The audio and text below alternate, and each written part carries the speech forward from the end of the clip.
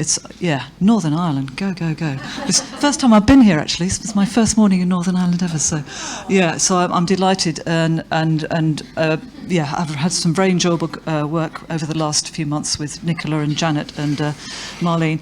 I'm afraid we've got a technical hitch completely caused by my chaos, so and Julie's sorting it out. So first of all, I want to say I'm not actually a breastfeeding researcher. So my background is actually alternative medicine, and then I was really interested in research generally, because everybody was banding around about this trial proves that this happens, this works, and this trial proves that this works. And I thought, what happens with trials? So I ended up doing a PhD in how to design randomized controlled trials.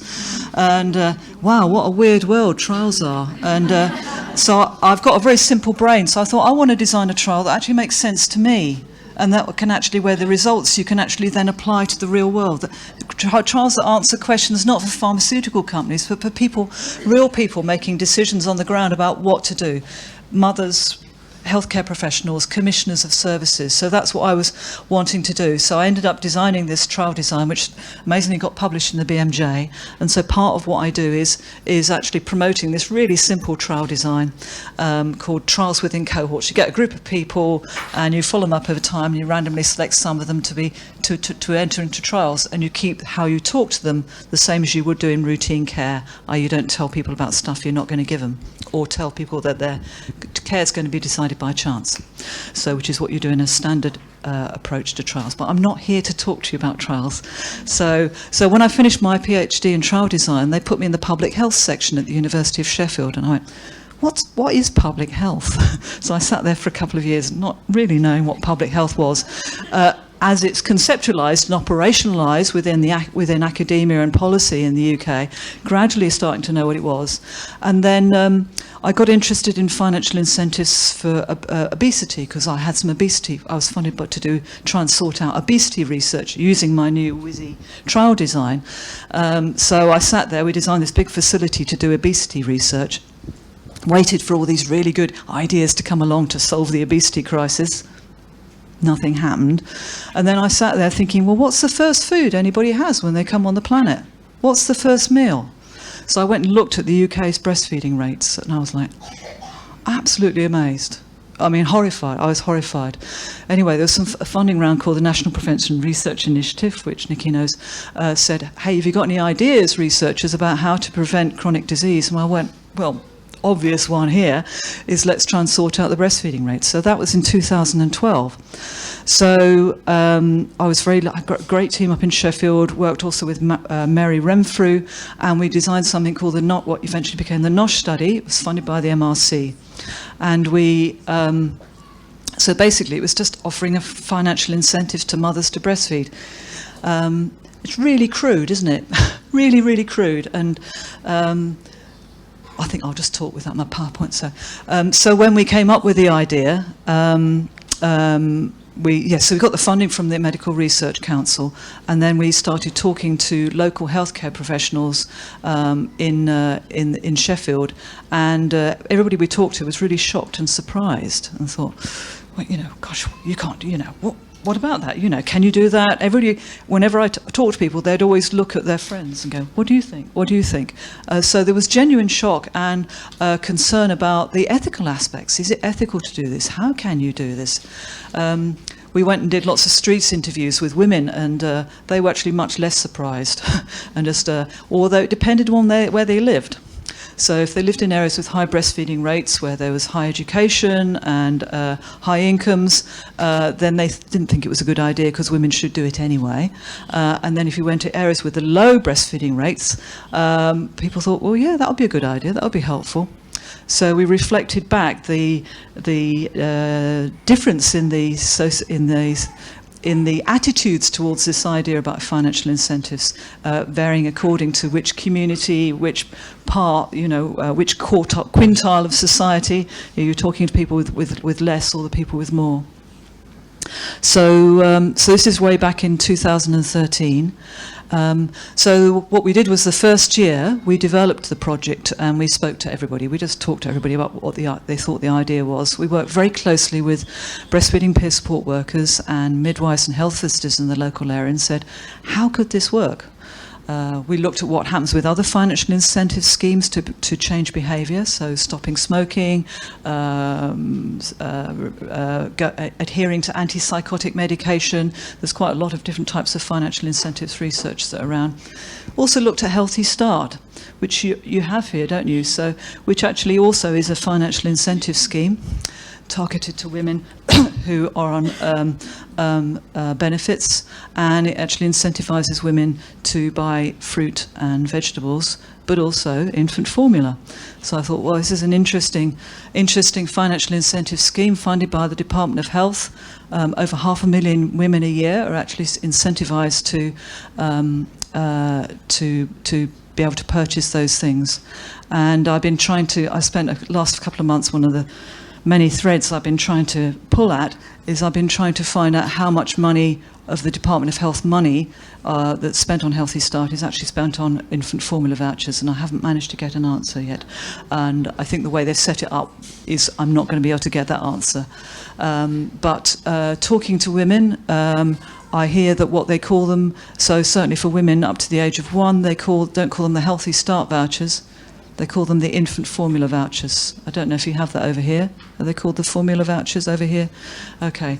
And Anna Lucas, who's the maternity manager for the Department of Health, acknowledges the fact that actually most of the vouchers, to her knowledge, in the first year are actually spent not on fruit and veg, but actually on infant formula. So, in contrast, so in terms of money and milk, I guess that's my topic really, is money and milk. And then if you think about other forms of money that are spent around milk, then there's the commercial infant formula spends, I think it's £164 million a year marketing infant formula, which equates to £25 per baby is spent on marketing infant formula. So that's the context. So I think I've really messed things up with my PowerPoint, sending it late, so I really apologise to Julie. So, but basically I'm telling you the number of things. So the reason I'm here today is to tell you about the research that we did. I've done a sort of whistle-stop tour of who I am and how I've landed in this fascinating research area. So I'm going to talk to you more about the process of the NOSH Financial Incentives 5-year programme of research. And then I'm also going to talk to you about what happened afterwards when we published the results. And then I'm also going to talk to you about our plans for the next piece of research. Now, so this is where I've got engaged with these lovely people from Northern Ireland. And I've been doing a road show, basically, around the study for the last 5 or 6 months, the different parts of the UK, telling people about what we know about financial incentives for breastfeeding. And then I've been seeking people's feedback, and I've recently developed a post-it note method. So I don't know if the post-it notes have arrived. Brilliant. Is it possible to? Yes. So what I'd love to do is actually, if everybody could grab 4 or 5 post-it notes, and if can grab a pen, if you could just write down your thoughts. There's going to be various questions that I'm going to pose you, and I'd love your views. And I know we can only hear one at a time, but if you give me your post-it notes at the end, I then go back and collate them, and I get some idea of the audience that I'm talking to and your views on the questions, and that's going to shape our research. So first of all, I'd just like to know who I'm talking to. Now you know who I am. So how many of you here are midwives? Can you put your hands up? So good lot. Okay, brilliant. And how many of you are health visitors? And how many of you are breastfeeding support workers? Brilliant. How many of you have heard me talk before? Sorry. Okay. So hopefully only a few. And how many of you haven't put your hand up yet, because I haven't asked who you are. So academics. So how many academics? Sure start. We did, didn't we, Shauna? Okay. So. Okay. Anybody else? Yes. So now I've got a rough idea. So you're a wonderful mix. So one of the reasons for the chaos is that on Monday we're putting in an application to the Wellcome Trust for a large programme of research, and it's been very exciting pulling that together. And as you know, everything happens very last minute, so that's what we're doing. So yes, and Northern Ireland, hopefully, if we get the funding, is going to be a major player in this project. So the project's called Valuing Breastfeeding. So if I backtrack to the NOSH project and explain what we did and what we found. So it was a 5-year project. The first year we developed the idea, talking, as I said, to local stakeholders, so the directors of public health, infant feeding leads, midwives, health visitors, and local women, and breastfeeding support workers, and also the voluntary organisations as well. So we had an idea, and it got rattled around and shaped and crafted and refined, and what came out was eventually that we had a scheme called called NOSH. Which I know has a different meaning. I don't know if it has a subtle meaning over here as well, but basically it's about really nutritious body fluids. So yes, let's go for them. So anyway, so it's after discussion with health visitors and midwives, we realised we needed to front load the intervention. So in terms of we needed to engage women early with regards to the financial incentives. So women could claim up to shopping vouchers worth up to £200 if they breastfed up to 6 months. And there were 5 time points at which they could claim. 2 days postpartum, 10 days, 6 to 8 weeks when the developmental check happens, the main one, and then 3 months and 6 months. So women heard about the scheme either because their midwife or health visitor told them about it and gave them a booklet, which I brought some, so I'll hand these round. Yeah, I'm glad I brought these actually. So if you just want to hand them around. So this is the booklet the women were given, which explained about the scheme. So yes, so or they could actually just ring us up at what we call the NOSH office, and they could get a booklet. So we made it a claim form, an application form, and the claim forms. So when an application came through, we would check that the woman was having a baby in an area that was eligible for the scheme, and she would have to, her application form would have to be signed by a health visitor or midwife or a nurse or a doctor or consultant saying, yes, this mum is having a baby and she lives in this area, and then she'd be eligible. We'd then send her some claim forms, and then if she was breastfeeding or ensuring that her baby was receiving breast milk. That's the wording we use. We wanted to make it as wide as possible. So ensuring the baby was receiving breast milk, and it was any breast milk we decided to go for, not exclusive, because of the areas we were working with. The mother would say, oh wow, woo, okay. So thank you so much. So the mother would sign the claim form saying that the baby had received. Actually, if I just go to the booklet, that's probably the best thing. Oh, actually, I've got some really cool slides here. So. Actually, do you mind if I just whiz through? So basically, I'm going to talk about what I've done and then what we're planning, and then I want to know what you think, okay? So, all the slides will be provided yeah. with the permission of the speakers on the DMRS website. Thank you. So Okay, brilliant. Okay. As we know... Thank you. As we know, breastfeeding is really complicated, isn't it? There's a lot of factors that... well, not at the act itself, but it's really complicated. So we need to identify interventions to contribute to reshaping the complex system for breastfeeding in a positive way. I started off in obesity research, and hey, isn't it interesting that they've started introducing a sugar tax? I thought, well, what an infant formula tax? Anyway, so...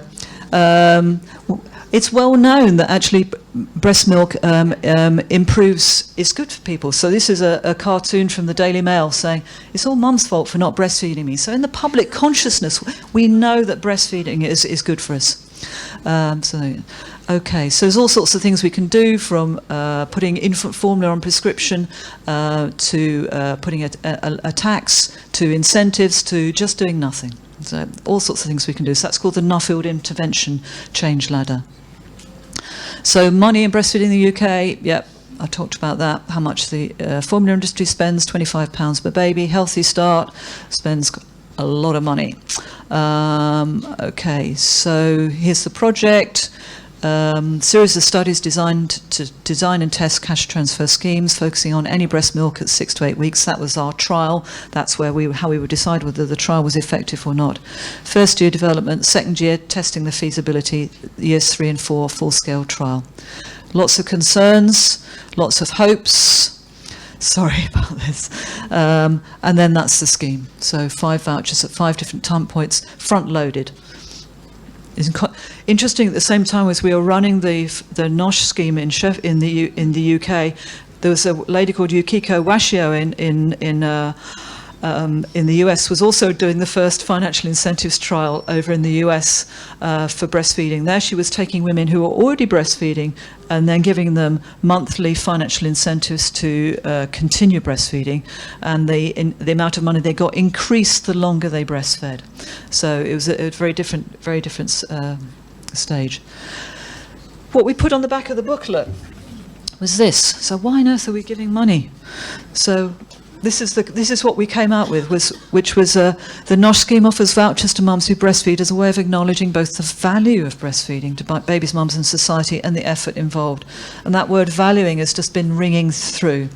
So when we announced that when with the first field tests, we took 103 little areas where there were 128 women were going to give birth in 4 months, we realised that we actually needed to let the media know, because once they heard about it, they would. Anyway, so the BBC did this lovely little piece for us, and that's Vanessa, but the media went crazy and was basically shocked. And interesting, yeah. So these are the key themes. Exposure, public, it's about the public gaze, isn't it? That is one of the things that's crippling the UK's breastfeeding rates at the moment, is the societal gaze on women who breastfeed is really complex and mostly going. So results of the trial, in the end we had a very large trial, because we thought, well, this is we're trying to change a culture here, so we can't just individualise around women and say, hey, do you want to come to this trial? It's actually trying to change culture. We actually need to take large blocks.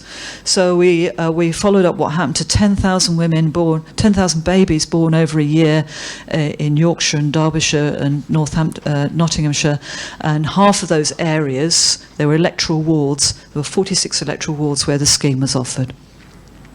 So almost half registered with the scheme, 40% claimed vouchers, and a third actually claimed vouchers to 6 to 8 weeks. Now, the areas we were working in, their breastfeeding rates, any breast milk was, any breastfeeding at 6 to 8 weeks was between 20 to 40%, so an average 30%. So, okay, and then here's the results. So basically, overall, over the whole year, we achieved a 6 percentage point increase, so from roughly 30 to 36%. But at the beginning, it was very slow to take things up, and we realised actually lots of women didn't hear about it because their midwives and health visitors didn't have enough time to tell women, and also maybe were a bit unsure about it, and also had just loads of other things to do.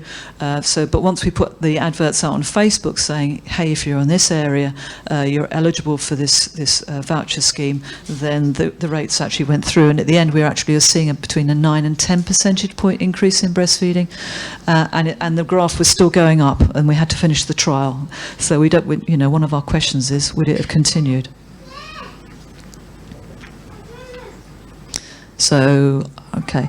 96% of the vouchers were claimed by, the claim forms for the vouchers were signed by midwives and health visitors, but we had all sorts of other signatories. We did lots of qualitative research trying to find what was going on, but what we found, basically summarising very quickly, was that the vouchers engage people. They engage men. Men were able to talk about breastfeeding because they could talk about money. Breastfeeding was talked about down the pub. It impacted on relationships. It helped communicate the value of breastfeeding. It helped healthcare professionals talk about breastfeeding to women. So rather than saying to a woman who she thought wasn't going to breastfeed or was unsure, saying, well, you really should breastfeed, wouldn't have to have that conversation. You just say, hey, if you do breastfeed, look what you get. Are you interested? So it had a positive influence on those who support and protect women who breastfeed. this booklet and everything is actually on if you go on our breast milk research and policy, which is a very outdated website, we've actually got the booklet there, and there's all our publications are there if you're interested. So, okay, so when we announced the trial results, which was November, just a year ago actually, 2017, the response was much different. There was much less shock, and actually it was really positive. On the whole, it was like 80% positive, whereas when we announced the idea initially, it was 80%, oh my God, that's terrible, you can't do that, that's a waste of money, and etc. So, and even the Daily Mail actually over-egged our results and said actually it encourages them to breastfeed for 6 months. Well, I'd love to have had some 6-month data, but in England we don't have 6-month data, so I don't know where they got that from. So but that's indicative of a change that actually, well, if it works, then it's okay. But when you don't know whether it works, you don't know if it's okay. So that's basically, to sum it up, 5 years of work. We've shown that actually it works in principle. It's acceptable, deliverable, and it looks like it really does something. So it's changed we're in a different stage than we were 5 years ago. And this is Fiona and this is this is a cartoon that came out when we announced the results. So here it says, so lots of women, very happy, all smiling, breastfeeding.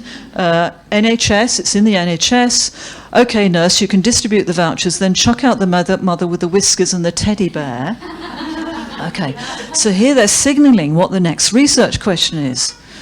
But they're also signalling, which is, hey, you've got to make sure you don't give money to people who aren't bona fide breastfeeders, which this guy probably isn't. So, okay, but it's saying actually lots of women are doing it. It's in the NHS. So I thought it's just, I find the cartoons just like, it beats 100 years of qualitative research. It just sums up the psyche of the nation. So, and the questions that the nation's asking. So 5 years' work changed the conversation from shock and exposure to, okay, how do we operate this scheme? So this is the US research that's being done by Yukiko Washio. Again, they found a positive result. They had a very small trial, just 36 women, and they'd said to women, do you want to come to this trial of financial incentives to continue breastfeeding or not? And lots of women didn't actually want to come into the trial. So they've got a very unusual population, but even within that population, it showed that it was a huge increase in breastfeeding at 1 month, 3 months, and 6 months. So it's very interesting parallel.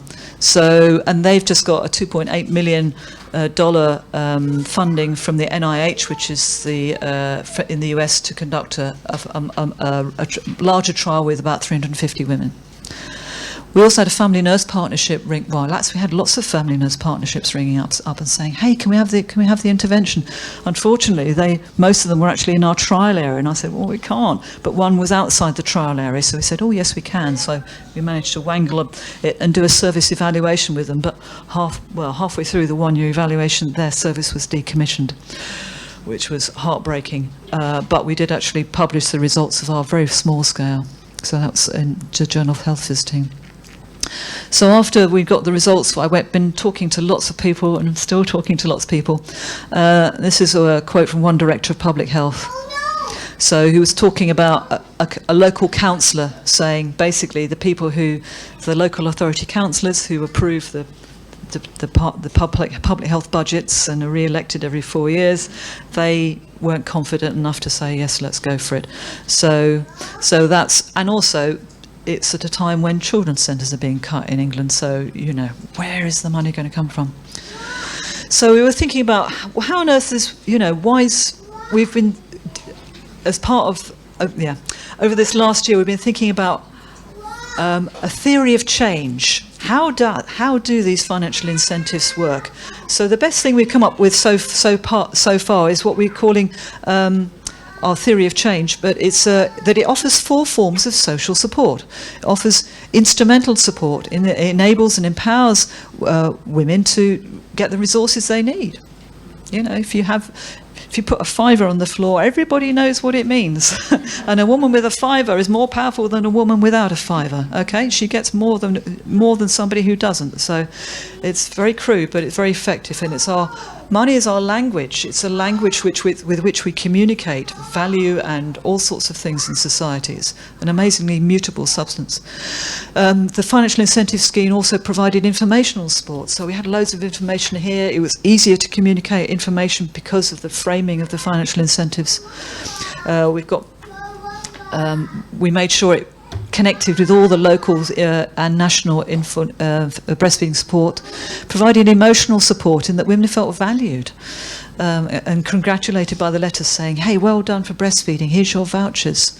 And then the time points actually gave women a way of sort of points to which they could motivate themselves to breastfeed. Okay, I'll breastfeed to 2 days and then I'll get those vouchers and then I can spend them on. It's funny, 2 months before Christmas we found there were very few claim forms coming in, and then we realised and then they all came in at the beginning of December, and women were actually saving their claims in order so they could have some Christmas money. It was fascinating. So what next?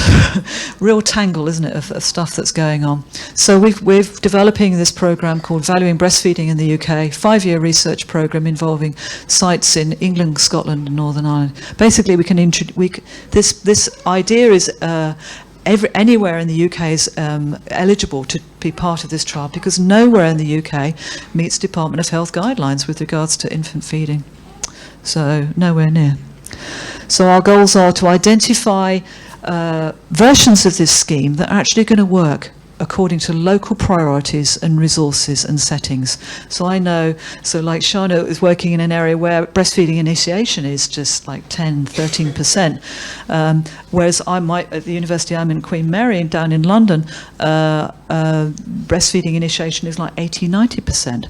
But they have high levels of chronic disease. Although they have quite fairly high-ish breastfeeding rates at 6 to 8 weeks, it's mixed feeding. So women are exclusively breastfeeding, and we know that the more you give, the longer you give, the better our health outcomes. So we've got a whole range of areas that are very interested in taking part. And we want, in the end, to actually be able to inform directors of public health and public health commissioners at both a regional and national level about how they can use financial incentives to promote, sustain and support and normalise breastfeeding in their areas. So we know it's not just one single thing. We all know that's going to actually improve breastfeeding rates. We know there's so many different things that need to be going on, and we've heard about some wonderful things this morning that are all happening, and they're all parts of the rich tapestry of threads that need to be woven together in order to create the vision that we have of where babies actually get the right meal when they arrive on the planet, and they get it for a reasonably good length of time. So how we conceive the financial incentives is it's going to synergize with things. So it'll make people more keen to go to that breastfeeding support Facebook page, more keen to talk to their breastfeeding support workers, more keen to talk to their lactation consultants. So it'll just increase the value of all that rich knowledge that's here in this room and that we hear about through the research. So how am I doing for time? I'm okay. Okay. So this is we've been developing this logic model, and you're the first people we've talked to about this. So I just wanted to get your views on it. So of course that's far too small to read, and I've got the things in the wrong order. So this is basically the argument that we're putting into the Wellcome Trust for our bid. We're saying there's low rates of breastfeeding. There's an infant formula culture, misperception that infant formula is the same or better value than breast milk, social patterning and stigmatisation of breastfeeding contributes to widening health inequalities. The priorities are to communicate the value of breastfeeding and the value of breast milk and recognise the effort involved in breastfeeding and provide informational, instrumental, emotional and appraisal support to mothers to breastfeed. So that's our argument that we're framing at the moment. Our project will refine this.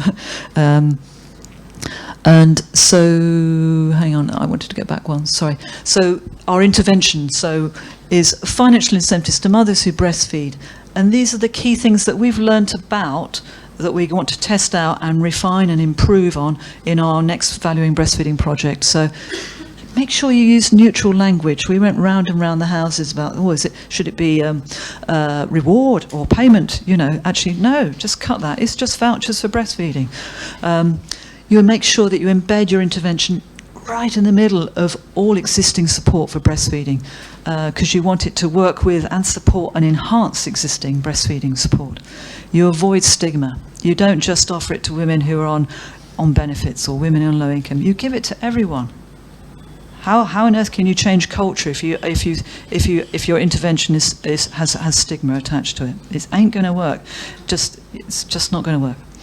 So you make sure you give broad choice for redemption of the vouchers. I actually wanted to give out cash, fivers, but anyway, the institutions I work in won't let me do that. So I have to give out shopping vouchers. But we make sure they're broad choice. And yes, women can go off and buy tobacco and alcohol with their vouchers if they want.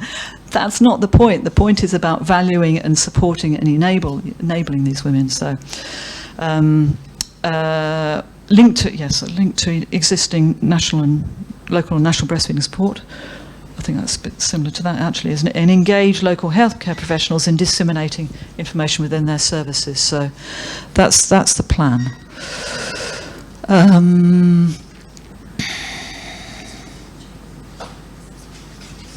Okay, so I'm just wondering about how best to make. Do you know, I'm actually just going to stop and just listen to you and see what your questions are. And if there aren't any questions, then I'm going to move on. So can I stop there and just say, any questions? Yes. I'm just wondering from an economic analysis, we might just need to hand over the mic.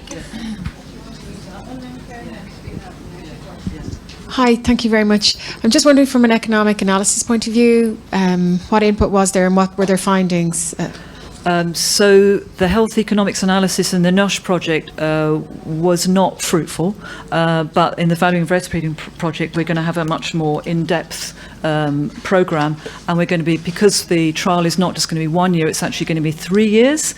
We're actually going to be able to start to see culture change, and we're going to be doing linked data with hospital episodes, prescribing by GPs, and looking at the longer term health outcomes for the infants and mothers. So we're going to have some fantastic data, and so I'm working with somebody called Professor Borislava Mihalova, Bobby, who's going to be doing all that. So she's very good at that. Brilliant, thank you. Okay. Any other questions? Sorry, but it's just, thank you very much. I mean, I must say, before you started to talk, because I've heard of your piece of research. Hi there. I've heard of your research. I can't say that I've read it in depth, but I suspect the area that I work in might become partnered with yourself in the future, which is great. But before you started to explain, I was very sceptical, and actually I've been transformed. But I suppose my underlying thought about it is that I think it's a real shame that that we have. I mean, again, that's unrealistic in modern society. I think it's a real shame that we have to offer financial incentive for something that is intrinsically female and actually beyond value. So, but it's positive to see that it's working, because of course I'm not so naive to think that it's not a whole, like you say, a whole tapestry of things that all come together. But it makes me a little bit sad as well. Thank you. That's an interesting reflection, and I think I was where I'm at is education. When a child is 3, 4, 5. There's state-provided education. There's large amounts of money provided to say, look, education for value. You just get it. So it's possible, I think, that we maybe get to that situation. Yeah, if you breastfeed, you get this. It's just, that's how it is. We value it. The things we value in society are, I mean, the really things that we value in society are very challenging to find, aren't they? And rather elusive sometimes. But the things like education, we just, so, yeah. Hi, this lady here. Go on, just go. So you are, part of it is linking people to locally available support. So will you be analysing what support is available in the areas that you target the intervention to? Because we know that there's quite a lot of cuts to support services, and that's one of the big issues that's happening in England. Yeah, God. how frustrating it is, isn't it? So we're doing the other. So in addition to the health economics component of the project, so we've got a large trial, a health economics component, a big 1-year development stage right at the beginning where we talk to everybody and make sure that the plan is the best plan we can possibly have, and then a 3-year trial, randomised trial, comparing areas where the scheme isn't offered to areas where the scheme is offered. And then alongside the whole thing, the whole 5 years, is a process and context evaluation. And there we will be monitoring changes, monitoring what support is available, both through statutory bodies and through voluntary organisations. We'll also be monitoring things like what do the infant formula companies do? Do they change their advertising? They changed their advertising during our 5 years. And so what are they doing to the pricing of infant formula? Are they changing it? Are they changing it in areas where we're involved? You know, there's so many different factors that are going on. What's happening with, contraventions of the the code you all know about? Has it gone up or down? What's changing? Because there's so many different factors there. I've got those factors actually. We're going to be monitoring that through the process and context evaluation. So that's my answer to that. And is the availability of support going to be a matching variable before you're allocating the areas? Good question. As well as monitoring? Okay, so the beauty of a randomised controlled trial is that you take lots and lots of areas and then you randomise some of them to have the intervention and some not. And we're going to make it large enough that actually that variation will be randomly distributed across the control areas and the intervention areas. But we will also be checking as well with our eyes to make sure that is the fact. And we'll be actually we'll be doing an analysis at a regional level and also a national level. So we've got regions. So in terms of partners and sites that for the Valuing Breastfeeding project, at the moment I'm dreaming that everywhere in Northern Ireland will be eligible, and then some areas will be randomly selected to have the intervention. And then we've got parts of Scotland, and then we've got parts of England as well. So we've got Barnsley and Doncaster, and then we've got in Yorkshire, and then we've got Norfolk and Cambridgeshire in the east of England, and then we've also got northeast London as well, which is a very different populations. It's because we want to show the variation. Any other questions? Yes, there's a lady here with blonde hair. Yeah. Well, it's really great. You're too. I'm deadly honest. Hi, Clare. Thank you. I really enjoyed that presentation. My mind's just really curious in terms. I loved the 4 areas of support that you were talking about, and in my brain, I was trying to figure out looking at those 4 areas of support, what type of value is probably, those can't be equal. Maybe is there variation, different women's using different motivations in terms of value. So some people might have valued, say, the informational support more. My thinking is probably that the appraisal support was probably the strongest motivator in that. But I just wondered, did you tease into that with the data in the NOSH study when you were collecting it, or is that something that's got potential for going forward to see, can we map which user groups or which type of women are most likely to be motivated by what type of support through this incentive? Do you understand what I mean? Great. I love your way of thinking. And our theory of change has only really become, and our understanding of using the theory of social support as a way of understanding what on earth was happening has only happened about 3 weeks ago. Really? Because that theory... So we just knew that actually, money values things, and we just know it's going to spark all sorts of things. So our qualitative research didn't have a theoretical lens. Right, okay. But our Valuing Breastfeeding programme, the next phase, is going to, at the moment, is going to use this. I mean, if people got other ideas, then please let me know. I did try and use Susan Mitchie's behaviour change wheel, but it never fitted. It doesn't fit, because I've looked at breastfeeding through Susan's. Oh, have you? Oh, yeah. Oh, it's not just me then. I keep. It doesn't. Make it it fit, doesn't. make it fit. It doesn't fit. No. Well, because I think it doesn't fit because it's a big, broad framework, and this kind of work needs more of a pragmatic understanding of the motivations around different subgroups within a population. But there are other ones that, like social learning theory, which will do fit, and they match that absolutely perfectly. Okay. So that's for another conversation. Yes, well, I'd love to hear more about that, because I'm very untheoretical and I need more theories. So. We had a member of Susan Ritchie's team over at a meeting. Okay. Last year of the research work strand. Okay. So we've been exploring various models to inform our practice in the research community. How much time have I got left? Because I've got some key questions. Okay. We might have to hold it just right now there. Obviously there'll be lunchtime, but just to be fair to other speakers, did you want to continue on with something to do with the post-it notes then? Yes. So with regards to the post-it notes, what I wanted to ask was, in terms of the bit that we're writing at the moment, in terms of the application we're putting in at the moment, we're not sure whether the £200, 5-stage payments, £40 per voucher, whether that's the right size. We don't think we can offer more, but we wonder if it would be implemented if it was less, and would it be just as effective? So what I'd like to know is what your thoughts are.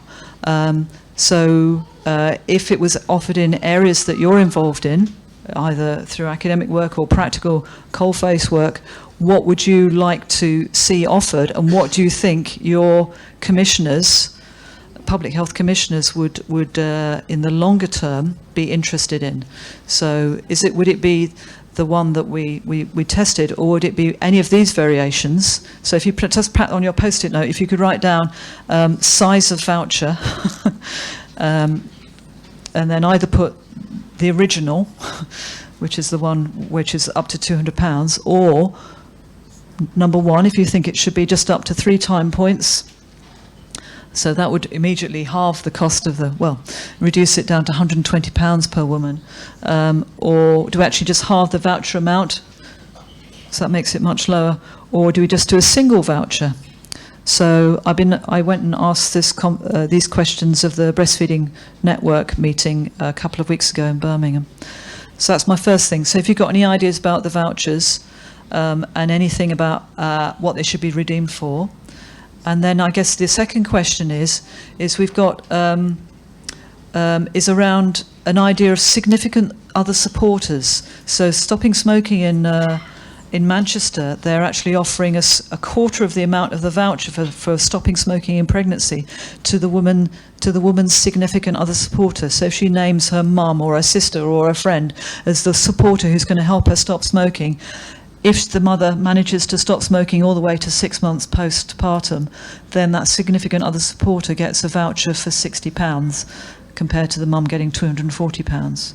Should we do that with breastfeeding or not? Really interested in your views on this one, because I'm like this. Yes, well, if it was a midwife getting it, would be very interesting.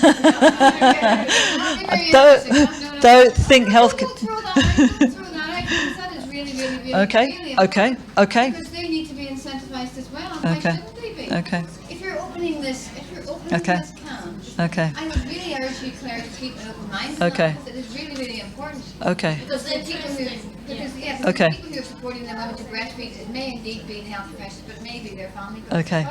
Because I would just say that in my limited knowledge, I hear people talking about the quality outcomes framework, which is the another financial incentive scheme. Yes, that go for GPs, for them to target certain groups within their practice that might need glucose monitoring, weight monitoring or whatever, and that is a profession that is highly incentivised, so it's not outside the realms of possibilities. Yeah, okay. It happens. It happens to Brilliant. non-nursing medics. Okay. Because it's really important. I do think it's really important. Okay, that's very interesting. Brilliant. Professionals at least. You should not Okay. lose, you do not lose It that. has made huge differences to the way GPs practice. Completely, yes. There's data to support that. Yeah. Okay. All right. Well, I better finish there because I'm over time. Thank you very much for your